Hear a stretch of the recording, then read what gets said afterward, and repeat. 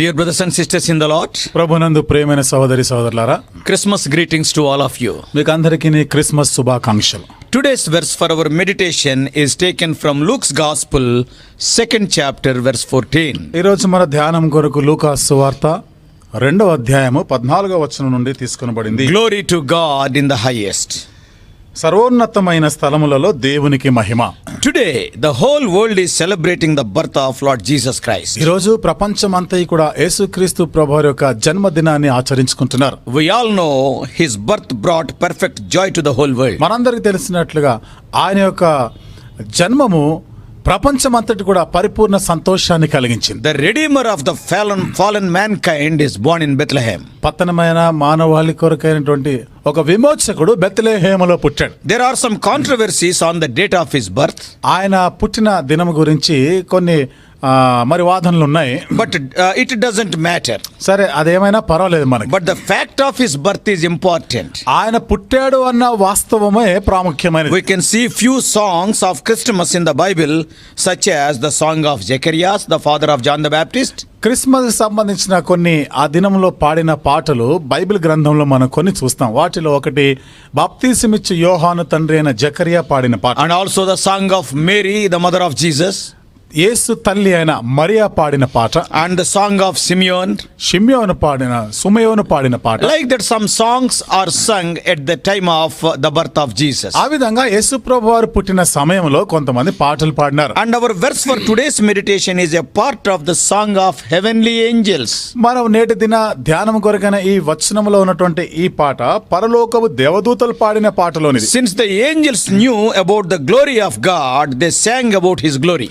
దేవుని మహిమను గురించి దేవదూతలు ఎరిగి ఉన్న కారణాన్ని బట్టి దేవుని మహిమ గురించిన పాట పాడినారు. And the second part of this verse speaks of shalom for his people, that is peace on earth, peace to men. ఈ వచనంలో రెండవ భాగం మనం గమనిస్తే సమాధానము ఆయనకి ఇష్టమైన మనుషులకు భూమి మీద సమాధానము కలుగునుగాక.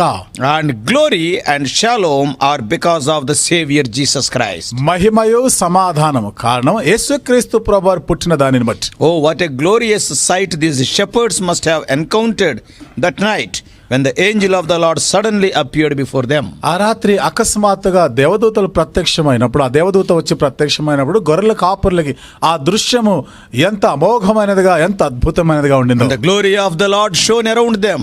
దేవుని మహిమ వారి చుట్టూ ప్రకాశించింది. Yes, they were tending their little flocks of sheep on those dark hills encircling the little town of Bethlehem. ఆ బెత్లెహేము పట్టణము చుట్టూ ఉన్నటువంటి ఆ కొండ ప్రాంతాల్లో, పొలాల్లో వారు గొర్రె పిల్లలన్నిటి కూడా మందల్ని మేపుకుంటున్నటువంటి సమయం. No wonder the Bible records that they were so afraid.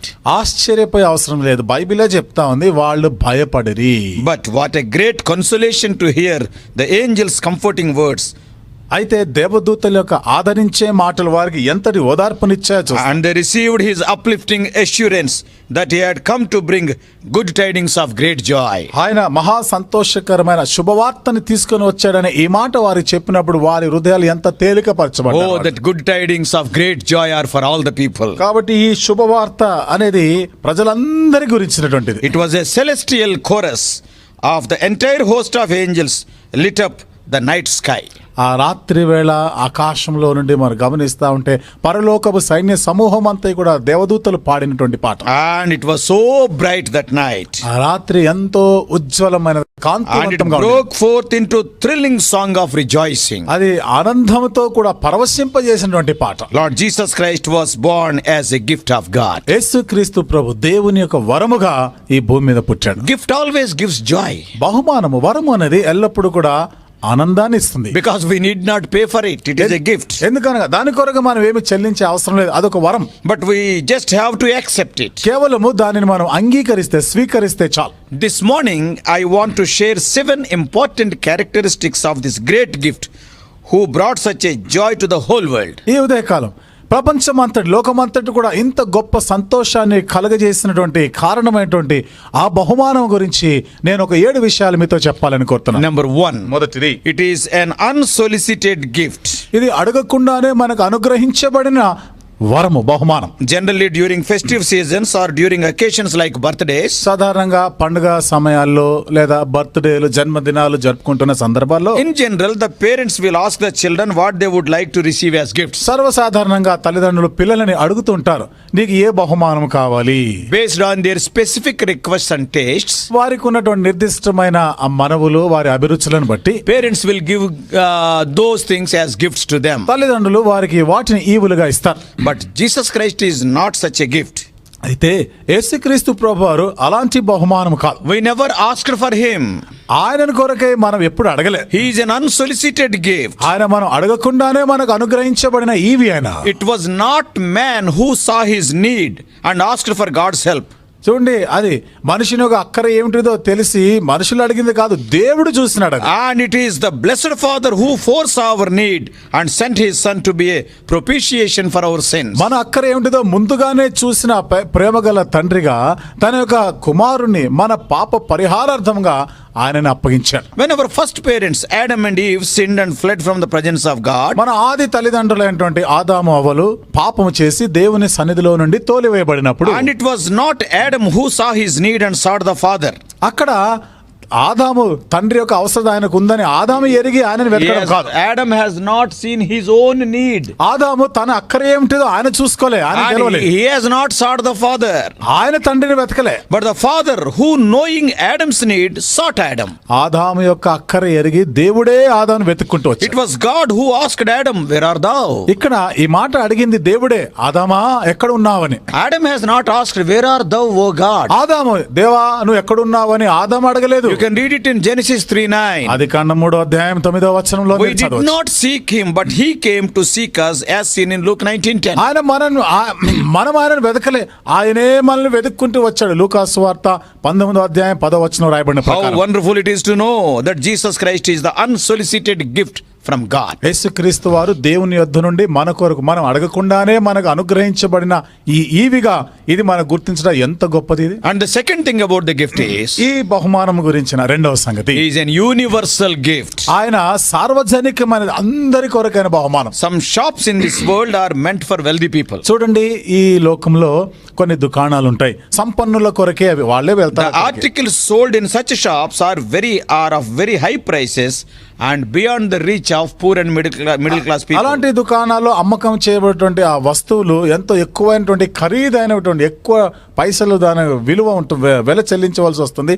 సామాన్య ప్రజలు, పేదవారు అసలు దాన్ని కొనలేరు. But the Father's gift is not like that. అయితే తండ్రి అనుగ్రహించే బహుమానం అలాంటిది కాదు. It is universal, unlimited, and all the people of the world can have him. అందరి కొరకైన ఏ హద్దులు పరిమితులు లేనిది, ప్రపంచంలో ఉన్న ప్రజలందరూ కూడా కోరుకోదగినటువంటి బహుమానం. No one, no matter how poor, is excluded. చూడండి, ఎంత పేదవారైనా కానీ వారే మినహాయించబడలే. In 1 John 2:2 it is written, యోహాను రాసిన మొదటి పత్రిక 2:2 రాయబడింది, he is the propitiation for the sins of the whole world. చూడండి, లోకుల అందరి కొరకే ఆయనే పాపమునకు శాంతికరమై ఉన్నాడు, సర్వలోకమునకు శాంతికరమై ఉన్నాడు. And in Hebrews 2:9 plainly states హెబ్రీయులకు రాసిన పత్రిక 2:9 రాయబడింది ఎంతో స్పష్టంగా, that Jesus Christ tasted death for every man. యేసు ప్రభువారు మనుషులందరి కొరకే మరణమును రుచించాడు. He died for every man. అందరి కొరకు, మానవులందరి కొరకు Whether they మరణించాడు. are wealthy people or poor people, వారు సంపన్నులైనా పేదవారైనా, educated or uneducated, చదువుకున్న వారైనా చదువు లేని or an American or an Indian, America వాళ్ళైనా భారతీయులైనా, God's gift is unlimited in nature. దేవుని యొక్క బహుమానము మనం సహజంగా ఆలోచన చేస్తే అది పరిమితి లేనిది, అందరి కొరకే అందుబాటులో. No one can say tomorrow that Jesus has not died for me. యేసు ప్రభువారు నా కొరకైతే మరణించలేదని ఎవ్వరు చెప్పడానికి లేదు. He died for all, including you.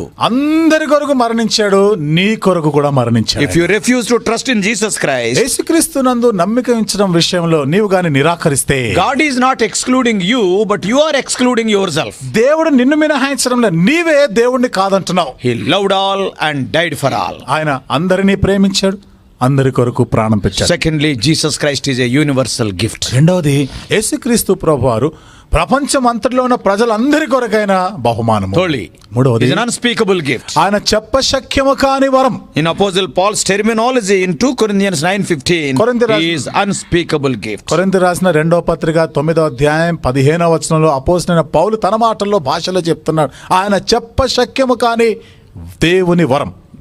God is the giver of good gifts and bad gifts. దేవుడు మంచి ఈవులను ఇచ్చేవాడు, పరిపూర్ణమైన ఈవులను ఇచ్చేవాడు. Unspeakable means Jesus is beyond our descriptive language. చెప్పశక్యము కాని వరం అంటే యేసుక్రీస్తు ప్రభువారిని గురించి మనము వర్ణించలేము, వర్ణించతరము కాదు. He is indescribable and inexpressible. ఆయన వర్ణింప శక్యము కానిది మనం వ్యక్తపరచజాలనేటువంటి బహుమానం. For ages, the poets and preachers have attempted to describe God's wonderful gift. తరతరాల నుండి రచయితలు గొప్ప వారు కూడా ఈ వరం గురించి వర్ణించడానికి ఎన్నో విధాలుగా But ప్రయత్నించారు. they could not describe him fully so far. కానీ ఇంతవరకు కూడా సంపూర్ణమైన విధానంలో ఆయనను గురించి వర్ణించలేకపోయారు. Jesus Christ is God's unspeakable gift. యేసుక్రీస్తు ప్రభు దేవుని యొక్క చెప్పన శక్యము కాని వరం. Fourthly, నాలుగోది an unchanging gift.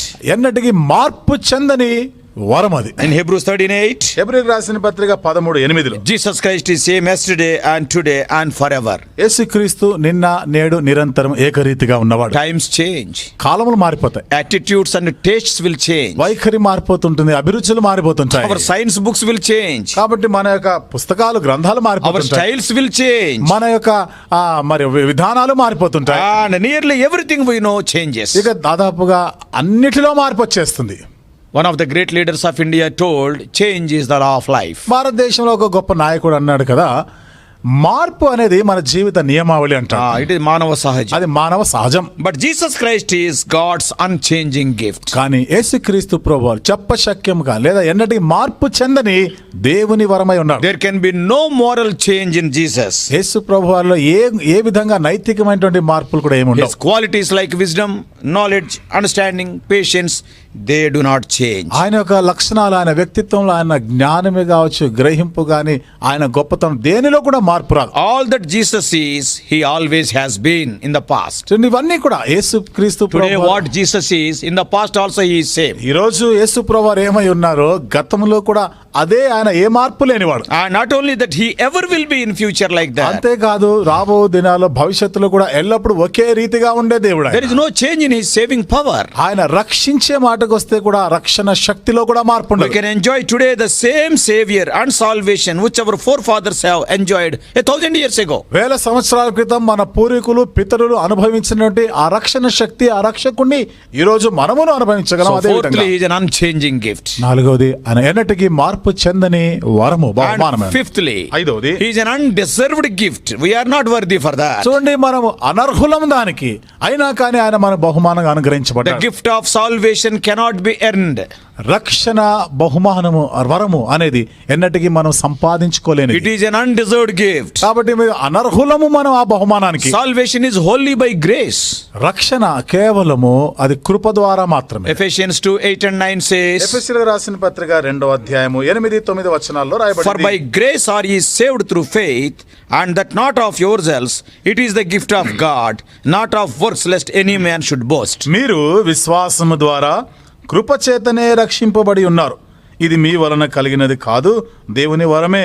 అది క్రియల వలన కలిగినది కాదు గనుక ఎవడునూ అతిశయపడ వీలు లేదు. Salvation is by God's grace, but not by our works. రక్షణ అనేది దేవుని కృప వలన కలుగుతుంది, కానీ మన క్రియల వలన కలిగేది కాదు. However, we are saved to do good works. ఏదేమైనా మనము సత్క్రియలు చేయుట కొరకై రక్షింపబడిన వారం. Good works are the fruit of salvation. సత్క్రియలు అనేవి రక్షణ ద్వారా వచ్చే ఫలితాలు అవి. For example, ఉదాహరణకి the Samaritan woman was saved miraculously.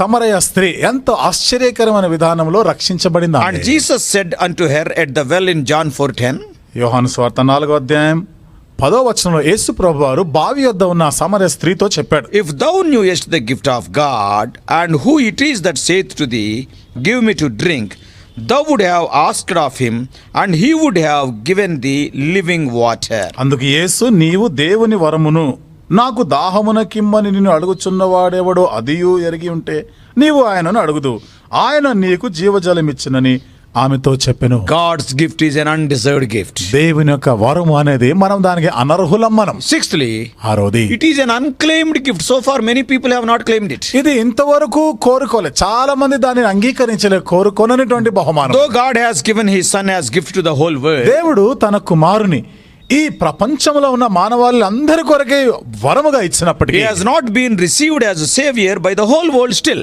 ఇంతవరకు కూడా ఆయనను ప్రపంచంలో చాలా మంది రక్షకుడుగా ఆయనని కోరుకోలేదు, అంగీకరించలేదు. Jesus Christ tasted death for every man. యేసుక్రీస్తు ప్రభువారు మనుషులందరి కొరకై మరణం రుచించారు. But sad thing is, every man is not trusting Christ for salvation. సంగతి ప్రతి మనుష్యుడు కూడా మరి రక్షణ కొరకై క్రీస్తును నమ్మటం లేదు. To multiple millions, lakhs of people, Jesus Christ is still a stranger. లక్షలాది మంది ప్రజల కొరకై ఈనాటికి కూడా యేసు ప్రభువారు ఇంకా ఎవరో తెలియని వాడుగా, పరాయివాడుగానే ఉన్నాడు. They have not received him. వారు ఆయనను అంగీకరించలేదు. Dear ones, ప్రియులారా, when we purchase costly gifts to our children or friends, మన పిల్లల కొరకు కానీ స్నేహితుల కొరకు మనం ఖరీదైన బహుమతులు కొన్నప్పుడు if they won't receive them, వారు వాటిని వారు అంగీకరించకపోతే, తీసుకోకపోతే, we will be very sad. మనం ఎంతో దుఃఖిస్తాం, How విచారిస్తాం. sad to imagine that after sacrifice and expense, some gift is unclaimed and some package is unopened. ఎంతో ఖరీదైనది, ఎంతో విలువ పెట్టి క్రయము చెల్లించబడి అనుగ్రహించబడినటువంటి లేదా మనకి ఇవ్వబడినటువంటి ఆ బహుమానాన్ని ఇంకా మనం తెరవకుండా, దాని గురించి పట్టించుకోకుండా ఉండడం అనేది ఎంత విచారము, ఎంత దుఃఖం. How sad the giver must feel to think that the gift is not wanted. మరి ఆ ఇచ్చిన వాడు, ఆ దాత, ఇది మనం దాన్ని అంగీకరించకుండా మనకేది అవసరం లేదు అన్నట్టుగా చూస్తున్నప్పుడు ఆయన ఎంత బాధపడతాడని, ఎంత Yet the విచారిస్తాడు. greatest gift of all, Jesus Christ, is still unclaimed by many. చూడండి, అన్నిటికన్నా గొప్పదైన బహుమానం ఏంటంటే యేసుక్రీస్తు ప్రభువాన్ని ఇంకనూ చాలా మంది కోరుకోవడం లేదు. Seventhly and finally, ఏడవది, ఆఖరిది, about the gift. ఈ బహుమానం గురించి. It is a unique gift. ఇది అసమానమైన, విశిష్టమైనటువంటి బహుమానం. One may ask, why should I receive this Jesus Christ as a gift? ఎవరైనా అడగొచ్చేమో, యేసుక్రీస్తుని నేను బహుమానంగా, వరంగా ఎందుకు అంగీకరించాలి? It is because he is the only one that can save you from sin, death and hell. ఎందుకనగా ఈయన ఒక్కడు మాత్రమే నిన్ను పాపము నుండి, మరణము నుండి, నరకము నుండి కూడా నిన్ను రక్షించగలిగిన వాడు ఈ బహుమానమే. Jesus said in John 14:6, యేసుక్రీస్తు ప్రభు యోహాను సువార్త 14వ అధ్యాయం 6వ వచనంలో చెప్పినారు, I am the way, the truth and the life. No man cometh unto the Father but by me. నేనే మార్గమును, నేనే సత్యమును, నేనే జీవమును, నా ద్వారా తప్ప ఎవరును పరలోకంలో నా తండ్రి యొద్దకు రాలేడు. Peter proclaims in Acts 4:12 పేతురు అపొస్తలుల కార్యములు 4వ అధ్యాయం 12వ వచనంలో ఆయన ప్రకటించాడు that there is salvation only in the name of Jesus. యేసు నామములోనే రక్షణ కలుగుతుంది. This morning hour, ఈ ఉదయకాలము, on this Christmas day, ఈ క్రిస్మస్ దినాన perhaps there are some who are hearing these words who have not received this free gift so far. ఒకవేళ వింటున్న వారిలో కొందరు ఈ ఉచితముగా అనుగ్రహించబడుతున్న ఈ బహుమానాన్ని ఇంతవరకు కూడా మీరు అంగీకరించకుండా ఉన్నారేమో.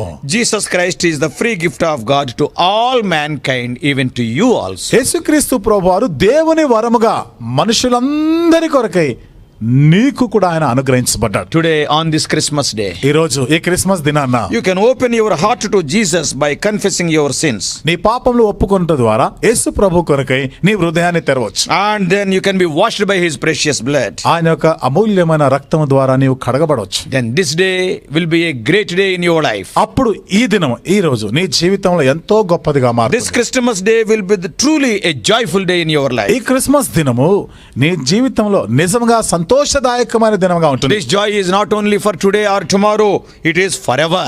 ఈ సంతోషం ఈ రోజు కొరకు, రేపటి కొరకు మాత్రమే కాదు, చిరకాలము నిలిచి ఉండే సంతోషంగా ఉంటుంది. Jesus Christ not only being born in Bethlehem, but he can be born in your heart today. యేసుక్రీస్తు ప్రభువు బెత్లెహేములోనే జన్మించడం కాదు, ఈ రోజు నీ హృదయములో కూడా ఆయన జన్మిస్తాడు. Open your heart. నీ హృదయాన్ని తెరు. Enjoy this joy. ఈ సంతోషాన్ని, ఈ ఆనందాన్ని నీవు అనుభవించు. Enjoy the salvation and the glory of God in your life. నీ జీవితంలో రక్షణ నీవు అనుభవించు. May God bless you. దేవుడు నిన్ను దీవించును గాక.